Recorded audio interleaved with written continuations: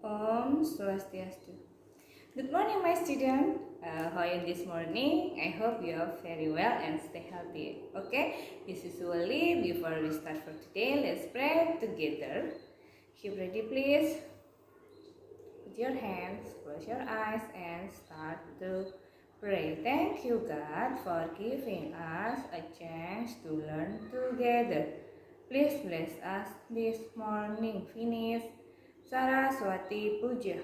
Om Saraswati Namostubhyam Varareka Marupine Siddharastu Karikshami Siddhir Bhavantu Sadam Siddhir Bhavantu Mesadam. Om Avijnamastu Namo Siddham. Oke anak-anak, hari ini kita belajar tentang tema 2, subtema 2, yaitu tentang manfaat hewan bagi kehidupan manusia. Nah, hewan itu banyak sekali memiliki manfaat, terutama untuk kehidupan manusia. Nah, contoh hewan yang sering digunakan atau sering dimanfaatkan oleh manusia adalah yang pertama, hewan apa ini?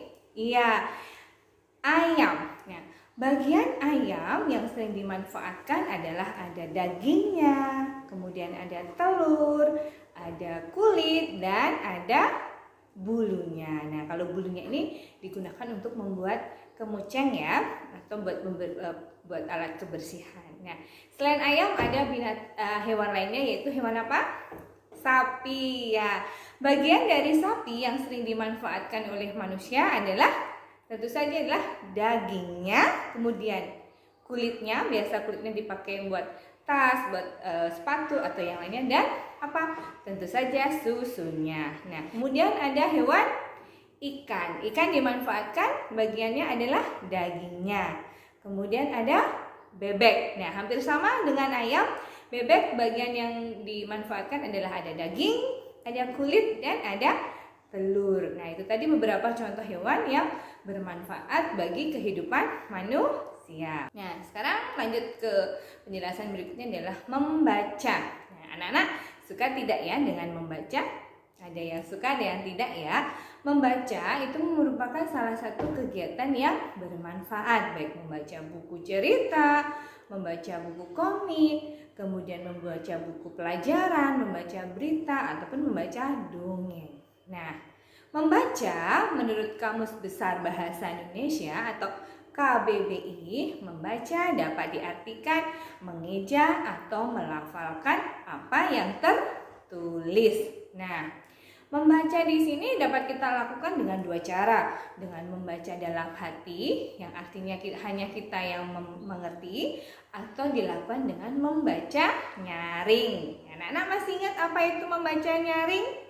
Iya. Membaca nyaring artinya adalah membaca dengan suara yang keras dengan tujuan agar pembaca dan yang pendengar memahami isi dari bacaan. Nah, itu tadi adalah membaca nyaring. Nah, ada 5 hal penting yang harus kita perhatikan ketika kita membaca, terutama membaca cerita atau membaca dongeng. Nah, yang pertama adalah lafal. Lafal di sini adalah pengucapan bunyi bahasa. Jadi harus benar. Kemudian yang kedua ada intonasi suara. Intonasi suara adalah ketepatan atau kecermatan pada setiap kalimat atau kata yang kita ucapkan. Contoh, jika ada tanda titik berarti intonasi suaranya harus mendatar. Kemudian jika ada tanda tanya, maka intonasi suara kita menurun. Sedangkan jika ada tanda tanya seru, berarti intonasi suaranya sedikit naik.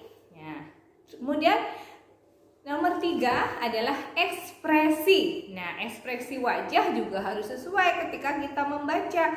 Apakah ceritanya sedih, marah, ataupun bahagia. Nah, contohnya adalah ekspresi wajah. Contohnya kerutan keningnya, kemudian senyum, kemudian cemberut, marah, ataupun yang lainnya. Nah, dan bagian yang keempat adalah tanda baca.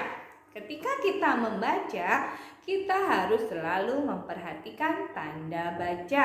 Apakah itu tanda titik, tanda koma, tanda seru, ataupun tanda tanya. Dan yang kelima adalah suara. Nah, tentu saja suara ini akan mempengaruhi. Ketika kita membaca, suara kita harus bagaimana? Harus lantang agar suara kita dapat didengar dengan baik dan dengan jelas. Nah, itu tadi sedikit materi kita hari ini, yaitu tentang manfaat hewan dan membaca, serta 5 hal penting yang harus diperhatikan saat membaca. Sekian materi Bunda di hari ini. Terima kasih atas perhatiannya. Akhir kata Bunda akhiri dengan Parame Santi. Om Santi Santi Santi.